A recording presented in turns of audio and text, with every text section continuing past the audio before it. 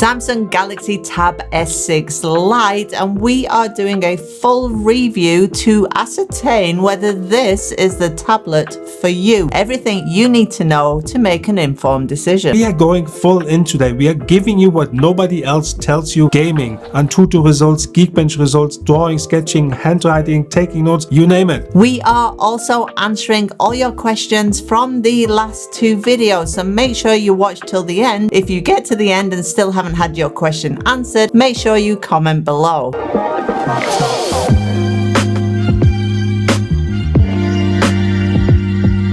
The Tab S6 LITE is on sale as of today, and you are probably wondering what comes in the box. Well, very easy. You have the Tab S6 LITE itself, including some other items.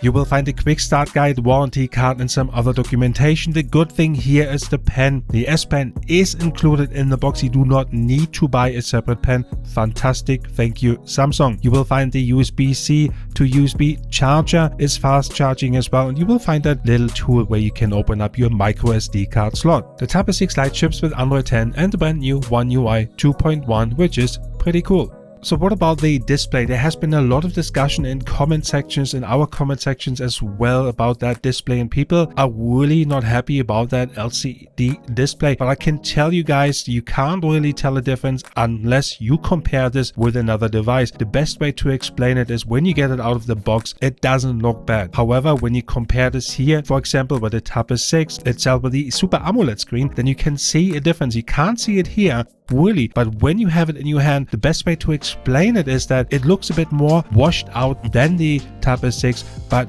you know what, for the price, I'll take it any day. For your $350 US, you will get 64 GB of internal storage. However, that really doesn't matter because you do have that micro SD card slot, and you can really then, for a fraction of the price you would normally get when you have that internal storage, you can expand that up to 1 TB. No compromises for the battery. The battery capacity is exactly the same as on the Tab S6, and it also has USB-C fast charging, and we came up to 10 hours for real-time usage. Well, real-time heavy usage, really, that is. In terms of specifications, we do have a separate video out that compares the Tab S6 LITE with the Tab S6, and it really is like half price, and you get half of the specifications, 4 GB of RAM and 64 GB of storage. And the real difference here is the chipset is an Exynos compared to a Snapdragon, and the graphics are also different. But the question really is, does it make a difference in real life? And we are looking at the performance and gaming later on. You will find Dolby Atmos on your Tab S6 LITE, including 2 speakers by AKG, and AKG belongs to Harman, and Harman now belongs to Samsung, although it is an independent unit or subsidiary of Samsung Electronics. Get for the money, and sometimes it is more important what you don't get for the money.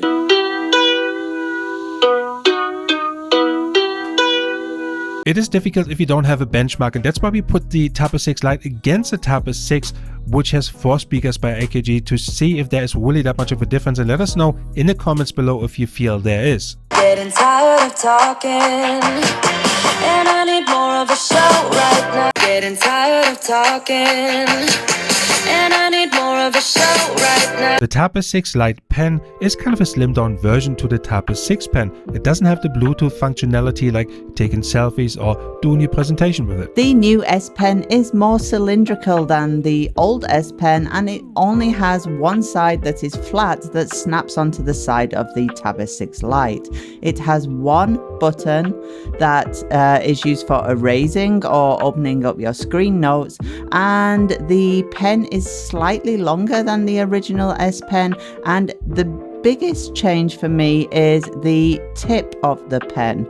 It is more round, more like a normal pencil. Use it as a normal pen if you like, but the nib remains the same, that you can remove and replace when necessary. And you can choose a few different things. You can choose obviously whether you can have the screen off memo, which I find an amazing function. You can have the air view where you hold your pen over and you can already see information on an app, for example.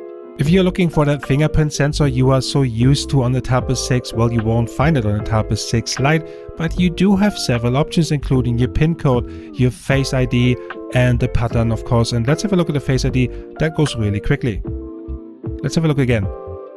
There you go, no problems here. There's also no native Samsung keyboard cover. You won't find these connector pins on your Tab S6 Lite, and there's no DeX included. So that may be a deal breaker for people who are into using DeX and the keyboard. But there's probably an option for third-party keyboards you can connect via Bluetooth in order to get one. In any event, you can buy an additional book cover for your Tab S6 Lite, and that means you can basically stand it up and have different viewing angles for your media consumption.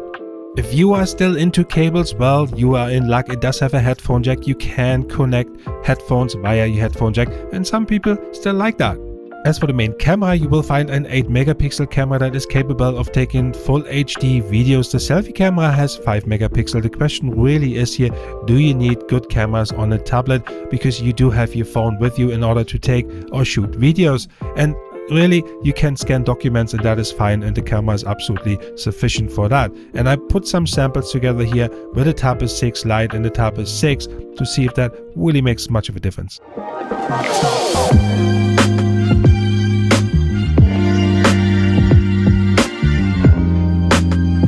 Tab S6 Lite, can you hear me with that loud waterfall? Now we're on the Tab S6, can you hear a difference? Can you see a difference? No review goes by without Geekbench 5 results on there. Here, single core, multi-core, OpenCL, Vulkan score, you can read it yourself, but the theme continues kind of half price to the original Tab S6, half performance, but really does it make a difference?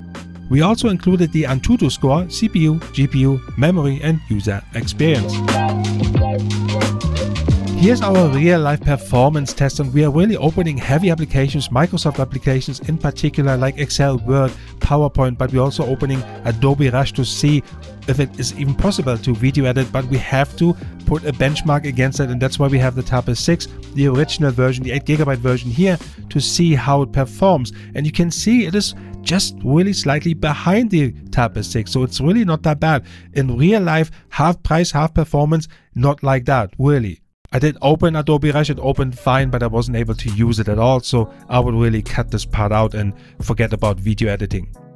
In terms of taking notes, sketching and drawing on your Tab S6, we have a separate video out there that really goes in depth with all the applications we tried and tested.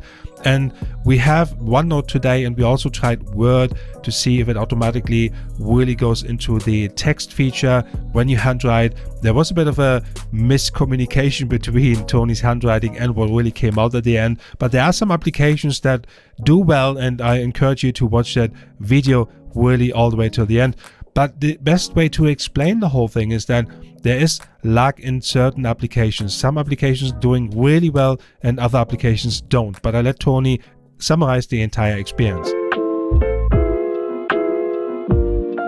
The Tab S6 Lite and the new S Pen, there is very little lag. There is very little lag. Pointer is smaller. You don't accidentally press the button when you're writing. Accuracy is good on the writing to text as long as you have the right apps for that. Sketching, no lag. Coloring, so much fun, big tick. And my favorites are the screen notes. I love the incredible app for fountain pen writing. I love Nebo. I love the note for writing notes. And I love the Pen Up app.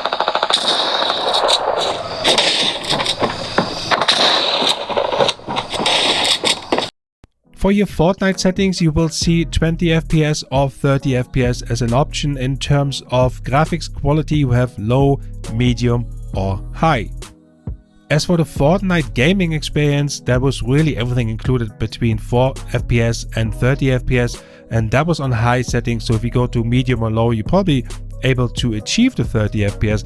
However, I would say it's not a device you would use for tournaments or duo cups. You probably have that as a light gaming device, and that is fine. We also played some Asphalt 9, and that had no issues whatsoever. There was no lag, there was nothing, so you can actually play that game also if you like. You really have to give kudos to Samsung for keeping the Android tablet market alive. Not everybody does that. Even Google scrapped their own Android tablet line. So, but who is this for? If you are a student on a budget or somebody who wants to just have a light gaming, media, drawing, handwriting device, then this is for you. If you have a Samsung phone on top of that, even better so, then it's a perfect combination on a low budget.